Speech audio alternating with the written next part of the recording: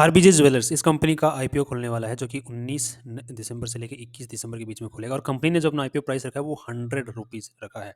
अब यहाँ पे कंपनी इस आईपीओ के थ्रू 100 करोड़ रुपीज़ उठाना चाह रही है, जिसके बदले कंपनी जो है यहाँ पर सारे के सारे जो शेयर्स हैं वो नए जारी करने वाली है। सो सारे के सारे पैसे किसके पास जाने वाले हैं? कंपनी के पास में जाने वाले हैं। यहाँ पे जो कंपनी के प्रमोटर लोग हैं, मालिक लोग हैं या फिर जो ऑलरेडी इन्वेस्टर्स इन्वेस्टर्स हैं वो लोग यहाँ पे अपने जो शेयर्स हैं वो नहीं बेच रहे हैं।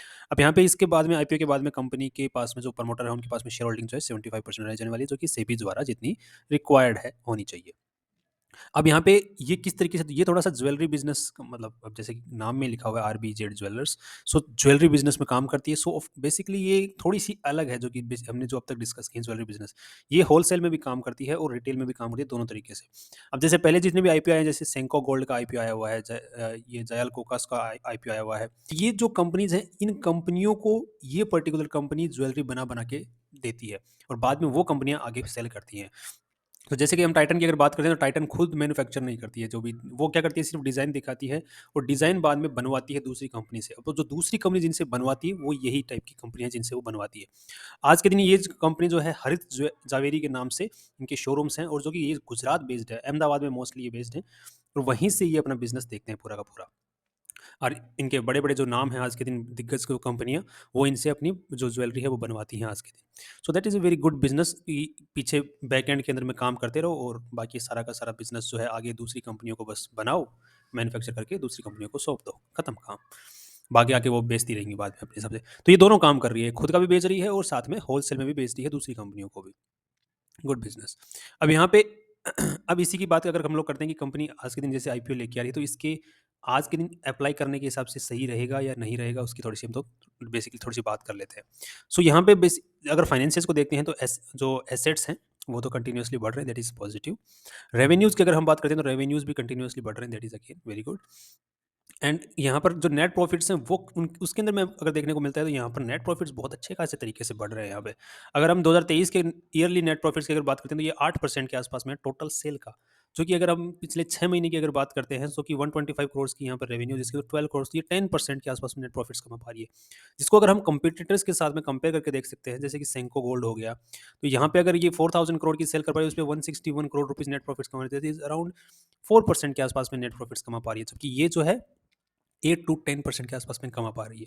तो जो कि काफ़ी अच्छा पॉजिटिव पॉइंट बन जाता है इस कंपनी के लिए। अगर कल को इसकी इसकी सेल बढ़ती है तो इसके नेट मार्जिन्स जो हैं बहुत अच्छे खासे तरीके से इंक्रीज़ होने के चांसेस हैं। तो थोड़ा-सा पी और पीबी रेशियो को कंपेयर करके देख लेते हैं कॉम्पिटिटर्स के साथ में, ताकि हमें एक बेसिक अंदाज़ा पड़ जाए। तो जैसे कि 400 करोड़ रुपीज़ मार्केट से उठाना चाह रहे हैं, सो अपनी वैल्यूएशन इन्होंने टोटल कंपनी की लगाई है वो कितनी 400 करोड़ के आसपास में लगाई है और 400 करोड़ की वैल्यू लगा के 100 करोड़ रुपए मार्केट से उठा रहे हैं, राइट? तो 400 करोड़ और 22 करोड़ रुपए ये नेट प्रॉफिट्स जो सालाना कमा रहे हैं, तो यहाँ पे 18 का पी रेशियो यहाँ पे निकल के आ रहा है। अब 18 के पी रेशियो को अगर हम लोग कंपेयर करके देखते हैं दूसरी कंपनियों के साथ में, तो यहाँ पे जो पी रेशियो है वो 36 का है सेंको गोल्ड का, दूसरा 35 का थंगम ऑयल का और ये जो आशापुरी गोल्ड है इसका 135 का, इसमें कुछ प्रॉब्लम चल रही है जिस वजह से 39 का। सो बेसिकली अगर देखा जाए तो मोर देन 35 ही सबका बेसिकली देखने को मिल रहा है। मनोज वैभव जेम्स एंड ज्वेलर्स का 23 का रिसेंटली आईपीओ आया था। सो बेसिकली देखा जाए तो सभी से अच्छा है, मतलब अच्छी कमाई कर रही है पी रेशियो के जिस हिसाब से वैल्यू मांगी है, उस वैल्यू के हिसाब से अच्छी कमाई कर रही है जो कि आईपीओ लेके आ रही है वो कंपनी। दूसरा हम देख लेते हैं पीबी रेशियो किस हिसाब से काम कर रहा है। सो नेटवर्थ आज के दिन है 100 करोड़ के आसपास में, 400, सो 4 का पीबी रेशियो निकल के आ गया। अब यहाँ पे कंपनी 100 करोड़ रुपीज़ और उठाने चाह रही है, सो यहाँ पे जो नेटवर्थ है वो 100 करोड़ से इंक्रीज हो जाएगी।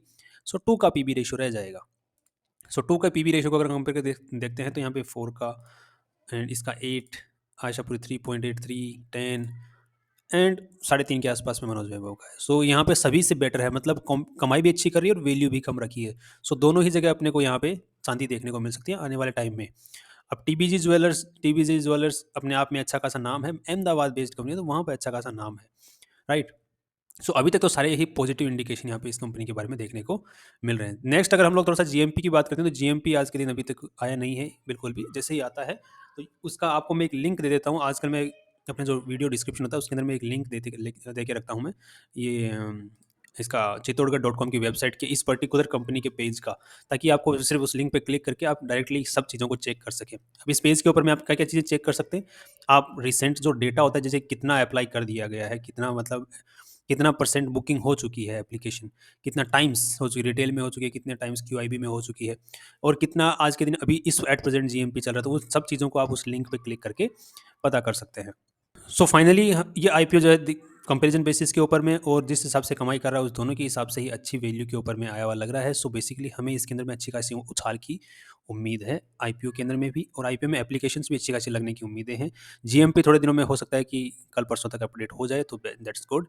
एंड क्योंकि अभी क्या बहुत सारे आईपीओज आ रहे हैं टाइम पे, तो जीएमपी लोग कहाँ कहाँ पैसा लगाएंगे समझ में नहीं आ रहा लोगों को।